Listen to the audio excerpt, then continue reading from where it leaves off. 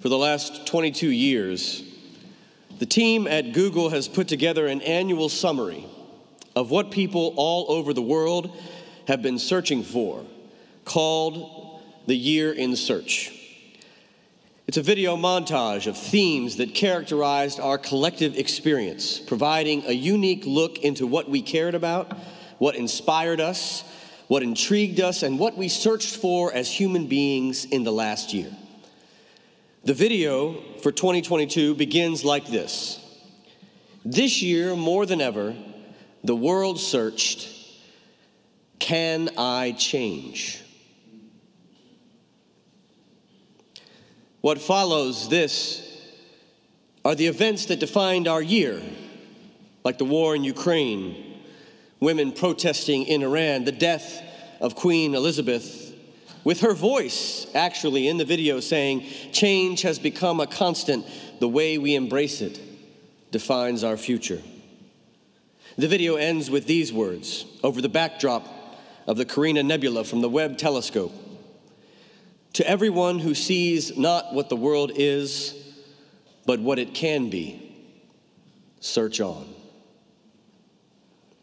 Google data editor Simon Rogers said 2022 was defined by our collective search for change and new possibilities.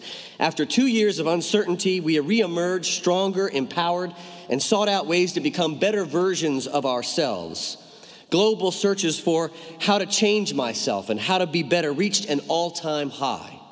Trending searches range from changing jobs to improving relationships. For the first time in Google history, Rogers said, the world searched for happiest jobs more than happiest cities. More than ever, people searched how to be more present and how to be a better friend. But amid this personal growth, we also faced conflict, natural disasters, things that tested our resolve as a human species. We came together as a global community and searched for ways to support each other, searching for things like how to help Ukraine and how to help Puerto Rico. The strength and determination we needed in these moments, Rogers says, inspired us to ask how to be fearless and can I create change in the world? This, my friends, is the gospel according to Google. And what a surprise it is for us to find our faith encapsulated by a video created by a multinational technology company. Google was able to convey the gospel, I believe, this year because their search engine reflects the deepest desires and hopes of humanity, which this year happened to be the quest for change, the collective search for a new beginning.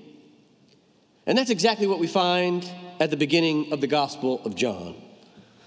Unlike Luke and Matthew, John doesn't provide us with a nativity story filled with interesting characters like Mary and Joseph, Caesar and Quirinius, shepherds and angels, Herod and Magi.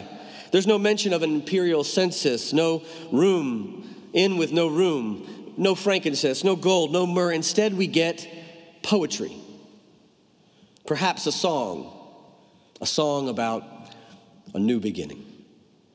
John's gospel begins with the very same word that the book of Genesis begins, the first word in the Bible, Bereshit, which is a Hebrew word for in the beginning.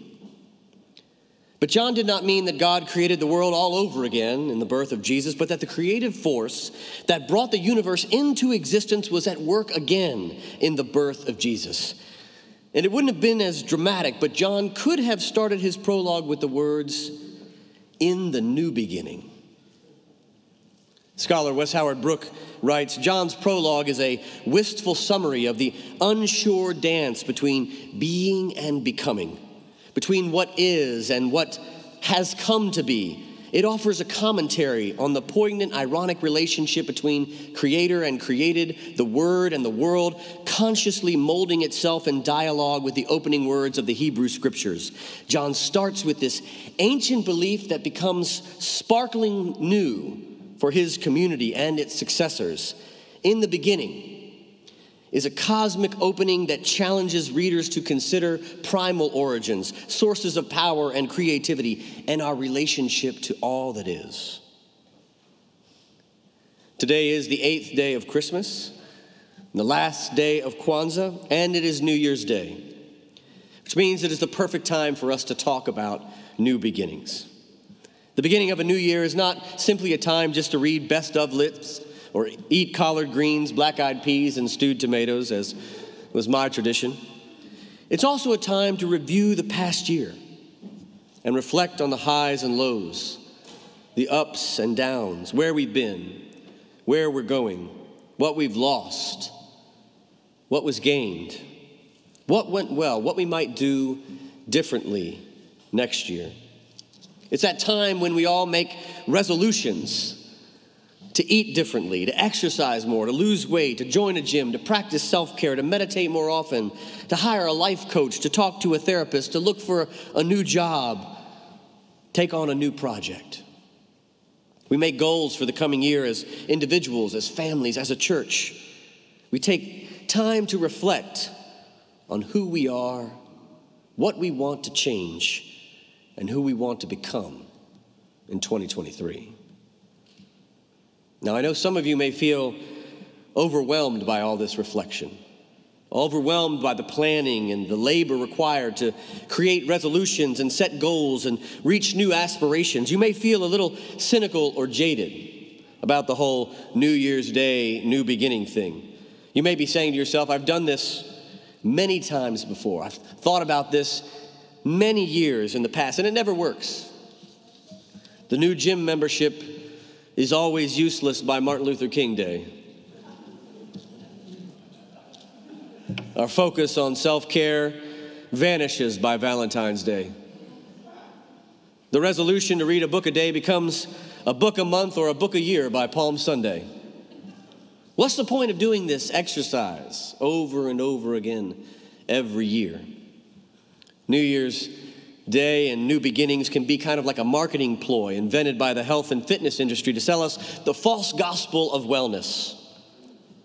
Or worse, to set up for us a failure that leaves us judging and resenting ourselves all year long, thinking we're not good enough.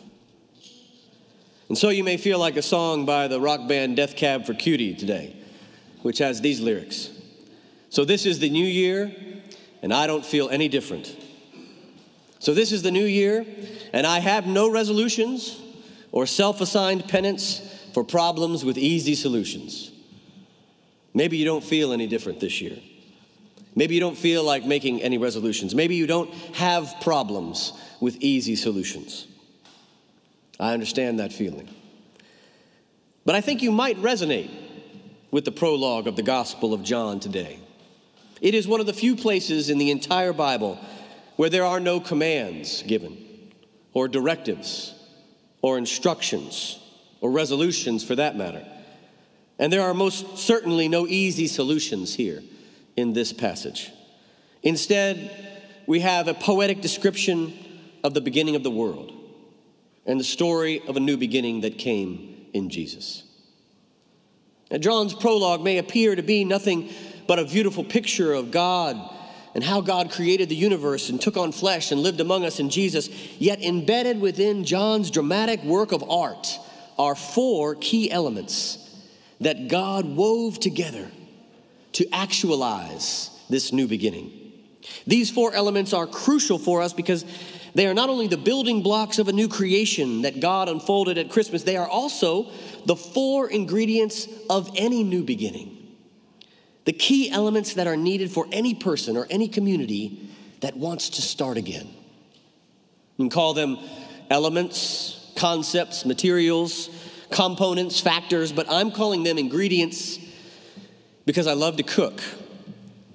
And while I was making my brown butter bourbon chocolate chip cookies this Christmas, I was reminded of the importance of ingredients, all ingredients. If you forget the baking soda, your cookies won't rise. If you forget the butter, your cookies will be too hard. If you forget the sugar, your cookies will be too bland. And if you forget the bourbon, you'll have a lot less fun cooking than I did this year. If you want to make a recipe work, you need to have all the ingredients working together. That's what makes something new and wonderful and beautiful and delicious.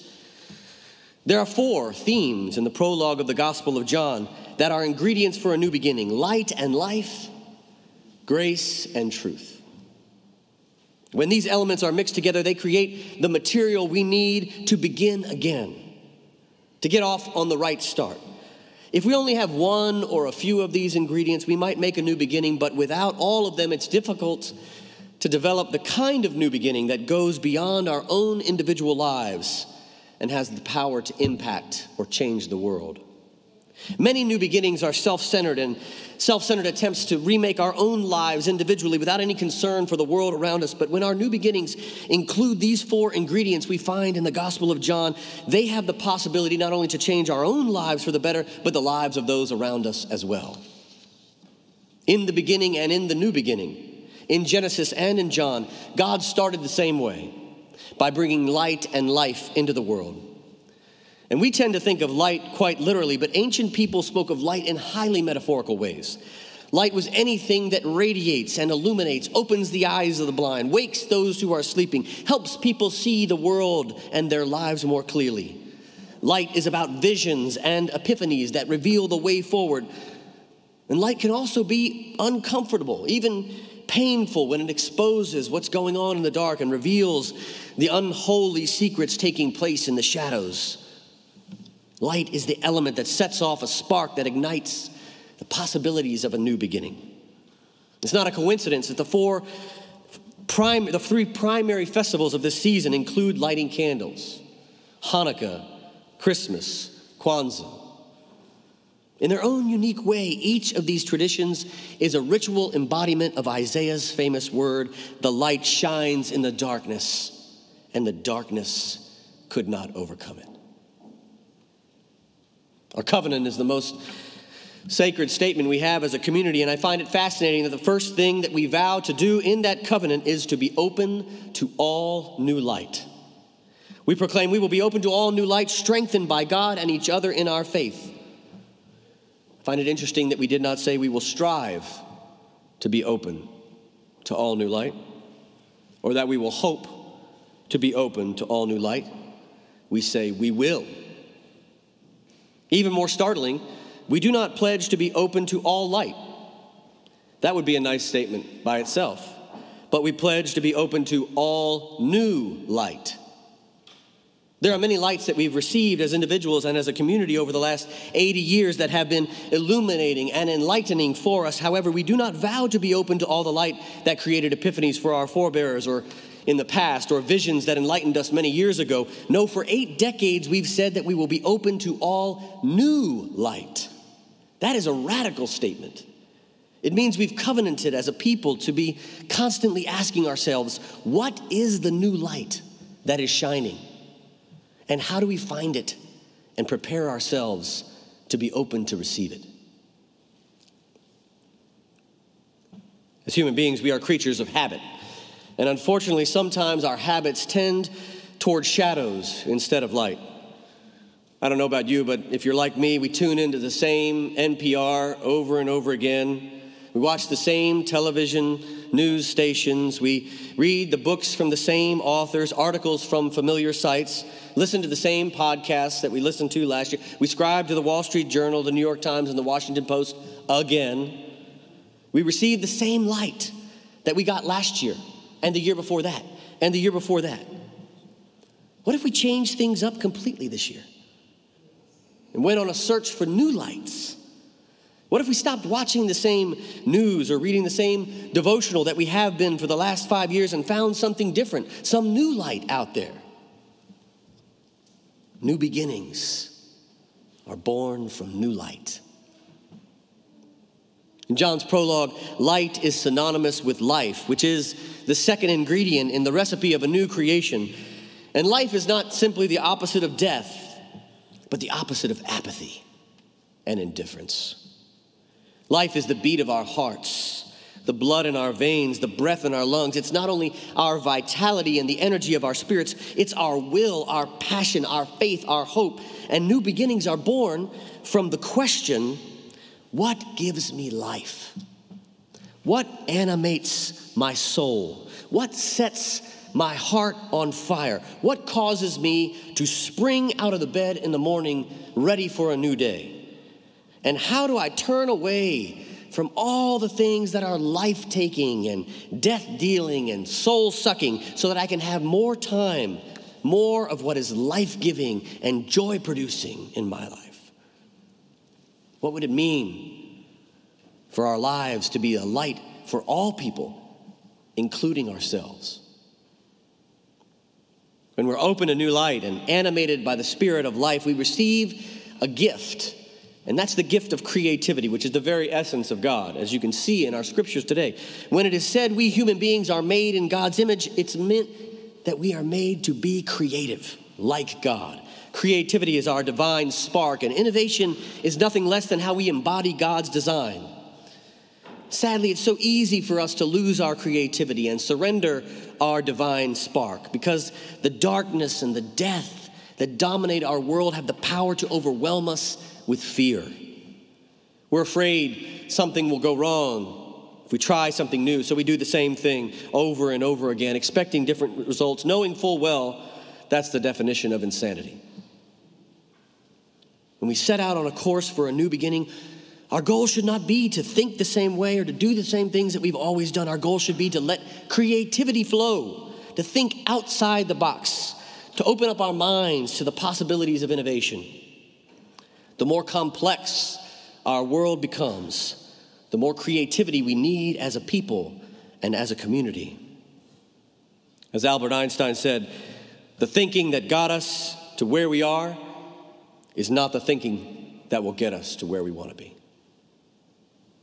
So light and life give birth to this creativity that is needed for a new beginning. And once we have that foundation laid of light and life, the architecture of that new beginning is built on two indispensable pillars that we find toward the end of John's poetic prologue: grace and truth. Without grace, our new beginning will be nothing more than a house of cards that will crumble at the first sign of disturbance and blow away in the wind. It will be a house with no walls. And the absence of grace is why many new beginnings stop dead in their tracks. Grace is the ingredient we always seem to forget because it's the hardest part of starting over again. Yet there's no way forward without it. 2022 was a difficult year for so many of us. We made mistakes. Other people did too. We disappointed people. People disappointed us. We failed. People failed us. It wasn't always pretty. And we need a fresh start, a chance to begin again. But we're not going to get there without grace. We need to have the grace to forgive our family, our friends, our fellow church members, our neighbors, even our enemies, if we can. And the most difficult person to forgive of all, ourselves. We have to find the way to offer ourselves and each other a clean slate and a fresh start. That's what grace is about.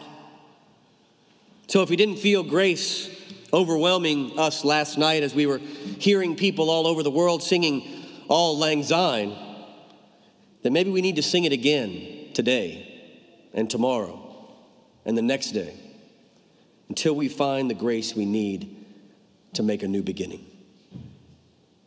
Whenever I hear that song, I think about that moment in the movie Forrest Gump when he and Lieutenant Dan are at the bar on New Year's Eve. And as the ball drops and the fireworks crack, the bottles pop and people cheer and begin to sing Auld Lang Syne starts playing in the background, and the lovable Gump, always so innocent, wishes Lieutenant Dan a happy new year. But Lieutenant Dan doesn't respond at all. He's not celebrating, is he? He's staring off into the distance, entranced in thought and reflection, contemplating the meaning of his life.